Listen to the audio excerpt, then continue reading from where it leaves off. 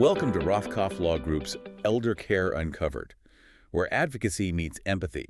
Today we are looking at a topic that honestly is tough for a lot of people to think about. It's that nagging question of what happens next. Right. Not tomorrow, but the next big chapter. Exactly. We're talking about life care planning for seniors.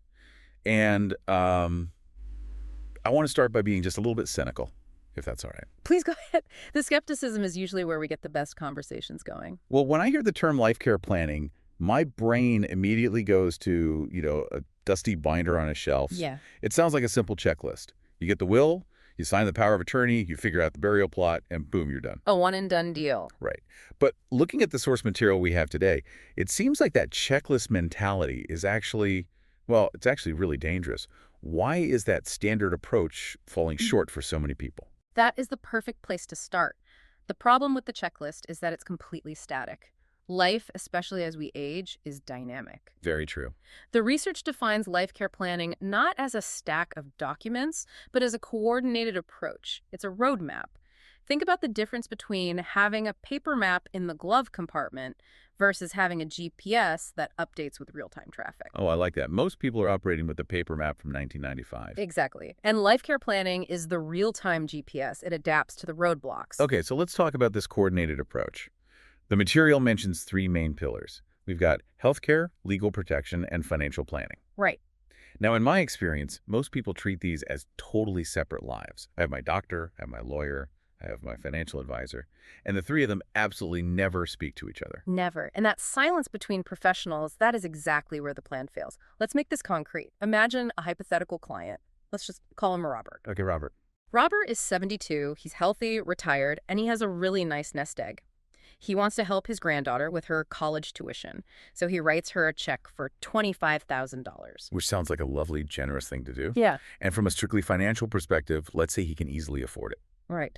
His financial planner looks at his portfolio and says, "Go for it, Robert, you're fine." But then, 3 years later, Robert has a massive stroke. Oh, wow. Okay. Suddenly, he needs significant long-term care, maybe a skilled nursing facility.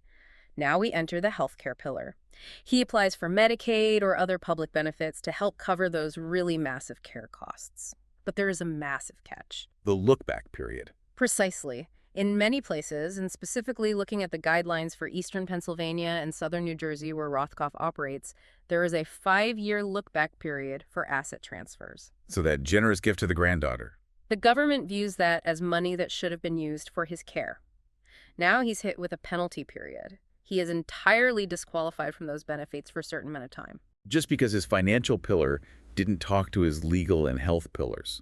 He essentially sabotaged his own future care without even knowing it. Exactly. That is why the coordination is non-negotiable. You cannot make a financial move in a vacuum when you are a senior. Every single dollar you move impacts your eligibility for care down the line. And every legal document dictates who can actually access that money to pay for the care. Spot on. When you look at the holistic view of what a firm like Rothkoff does, you see all these interconnected practice areas: estate planning, builder care protection, guardianship, public benefits, and special needs planning. They all bleed into each other. They have to. If they don't, you end up like Robert. That's a really sobering example, but it perfectly highlights the why behind all this. Our source material outlines 4 specific reasons why this planning is crucial, beyond just avoiding the Robert scenario. Right. The first one they call the shield, protection against legal and financial pitfalls. The shield is really about vulnerability. As we age, cognitive decline isn't always a cliff. Sometimes it's a very slow slope. You might not notice you're slipping. But a bad actor will. A predator absolutely will. Or maybe it's not even a predator. Maybe it's just severe market volatility happening at the exact moment you need liquidity for medical bills. So how does the plan stop that? A life care plan puts legal safeguards in place. Things like a revocable living trust or a very specifically drafted durable power of attorney. That acts as a barrier. It literally stops money from bleeding out due to bad decisions or just plain bad luck. I want to focus on that second pillar you just mentioned, the durable power of attorney, because it connects to the second big reason for planning, which is healthcare decisions. This is a big one. I think a lot of people just assume, well, I'm married, my spouse will just decide. Or they think, my kids know me, they'll know what to do. That is one of the most dangerous myths out there. It really is. Without the proper legal documentation, your spouse does not automatically have the right to make every single medical decision. Really? Even a spouse? Even a spouse, especially if we are talking about long-term care placements or moving assets to qualify for benefits and relying on your kids. That's a recipe for disaster if you haven't given them the script. A script. The plan is the script. And this brings us right to the family peace of mind aspect. Let's go back to our friend Robert. Let's say he didn't plan. He has the stroke. Now his daughter thinks he would want every aggressive measure taken to keep him alive. And his son probably disagrees. Right. His son thinks Robert would hate being hooked up to machines and would just want palliative care. Now they are arguing in the hospital hallway. The stress is off the charts. And the guilt. No matter who, quote unquote, wins that argument, someone feels guilty forever. Exactly. If Robert had a life care plan, he would have essentially made that decision for them 5 years ago. He empowers himself to dictate his care, and he relieves his family of the immense burden of guessing. It turns the family from decision makers in crisis back into just being loved ones providing support. Beautifully said. Yes. So it's almost like an act of love. You're doing the hard, uncomfortable thinking now so they don't have to do the panic thinking later in a hospital waiting room. Ideally, yes. And that leads directly to the fourth outcome mentioned in the source material, which is quality of life. This is where we pivot from mere survival to actual dignity. The source material uses that word dignity a lot. It feels central to the whole Rothkoff philosophy. But quality of life is pretty subjective. How does a legal plan actually enforce dignity? It connects back to the money and the advocacy.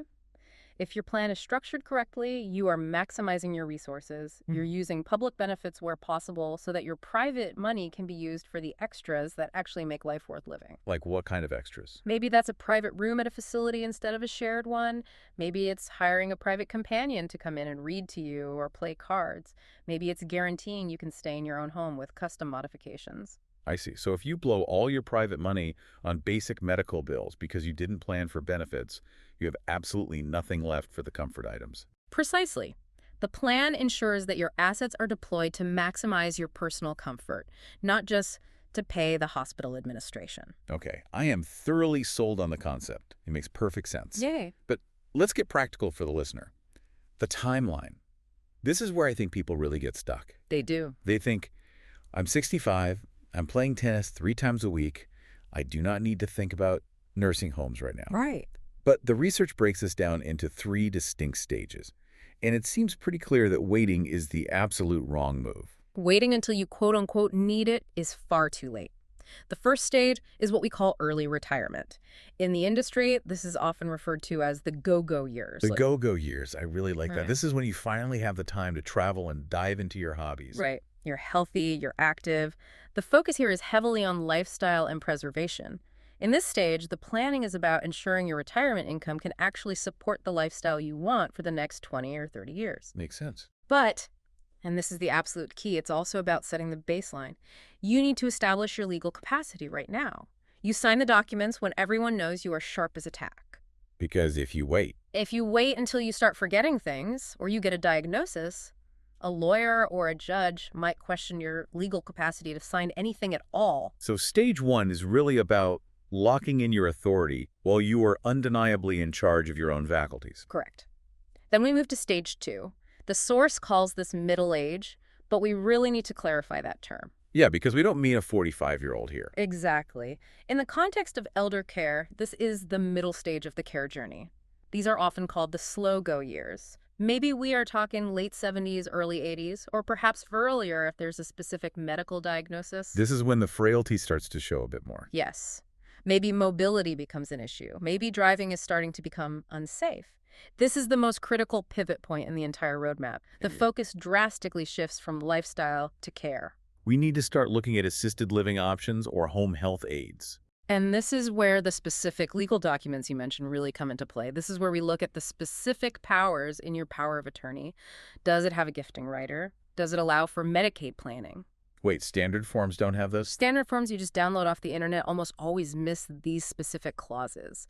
If you are in this middle stage and you don't have those specific powers outlined, your family might be completely handcuffed. Wow. They might see your health declining but be totally unable to move your assets to protect them because the document doesn't explicitly say that they can. That is a massive detail.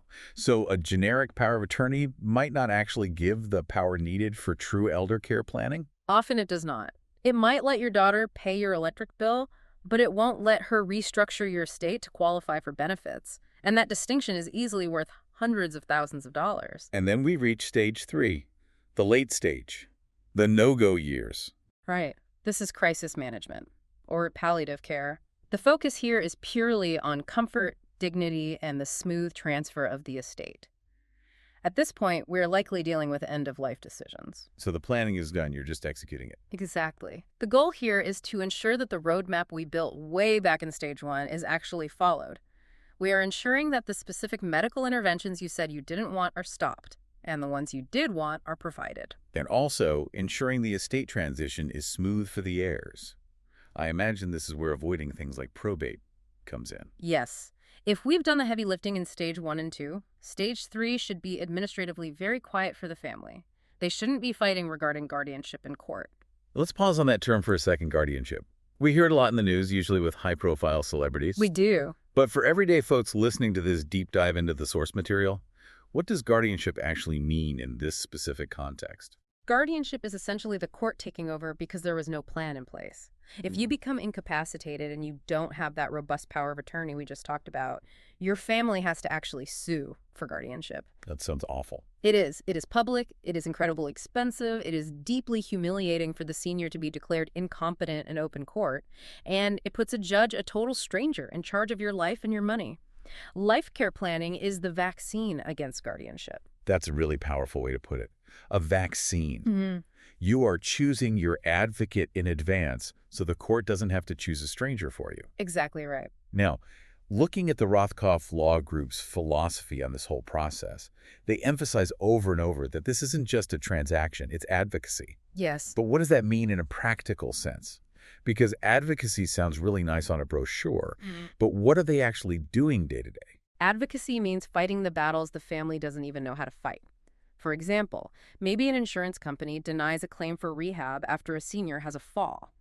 A standard lawyer might just look at it and say, well, that's the policy, nothing we can do. But an advocate pushes back. An advocate appeals. They know the intricate Medicare regulations. They know the facility discharge rules. They push back against the massive healthcare system to ensure the senior gets every single day of care they are legally entitled to. So it's really about having a bulldog in your corner who actually speaks the language of the healthcare system. Right. And because they cover eastern Pennsylvania and southern New Jersey specifically, they know the vital local nuances.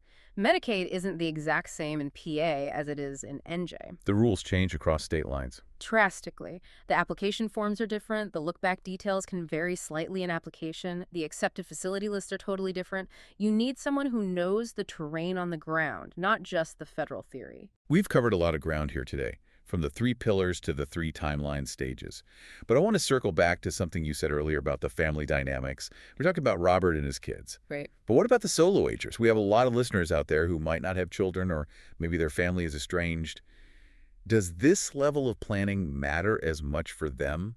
I would argue it matters significantly more for them. Really? More? Absolutely.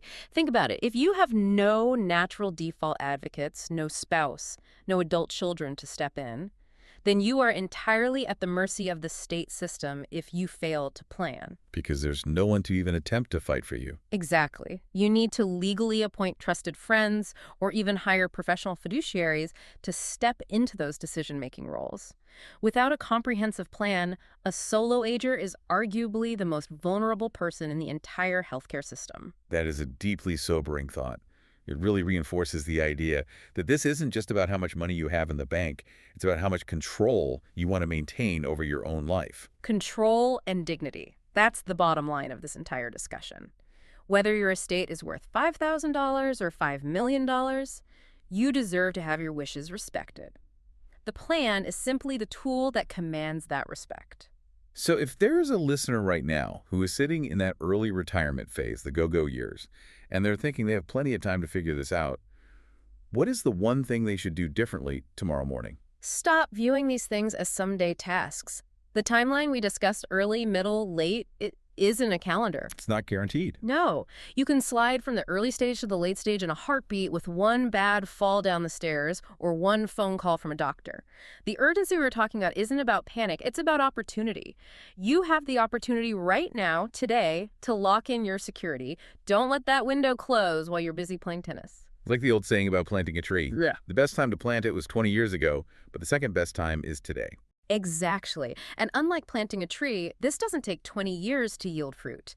The moment you sign those properly drafted documents, the peace of mind is instant. You walk out of that law office knowing, okay, if the worst happens tomorrow, I am covered. And for the families listening, maybe the adult children who are starting to watch their parents slow down a bit, how do they even bring this up? Yeah. It's a notoriously awkward conversation. You can't just say, hey, Mom, let's talk about when you can't feed yourself. It is incredibly awkward, but you have to frame it around their autonomy. Don't ever frame it as you taking over their life. Frame it as, Mom, Dad, I want to make sure we always do exactly what you want, but I can't know what you want unless we write it down legally. Oh, that's good. Make it entirely about empowering them to remain the boss, even when they temporarily or permanently can't speak for themselves.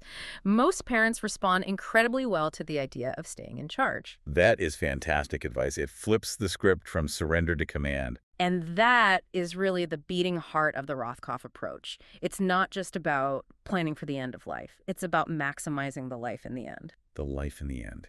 That is a truly beautiful way to summarize it. You know, before we wrap up this deep dive, I want to leave our listeners with one final thought to mull over, something we haven't explicitly touched on, but that really builds on this idea of a roadmap. Okay, what's that? It's the concept of your emotional legacy.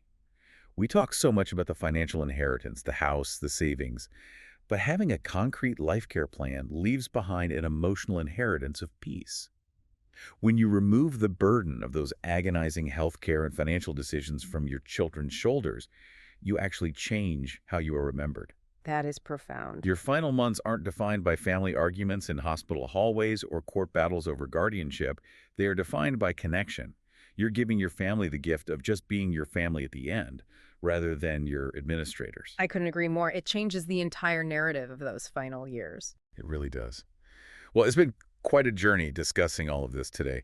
We've gone from the scary complexity of the healthcare system to the very human need for dignity and peace. It is a complex system, no doubt about it. But it is navigable. You just need the right map. Thanks for joining us in this edition of Rothkoff Law Group's Elder Care Uncovered. If you have any questions about what we've just discussed here, reach out to us here at Rothkoff Law Group.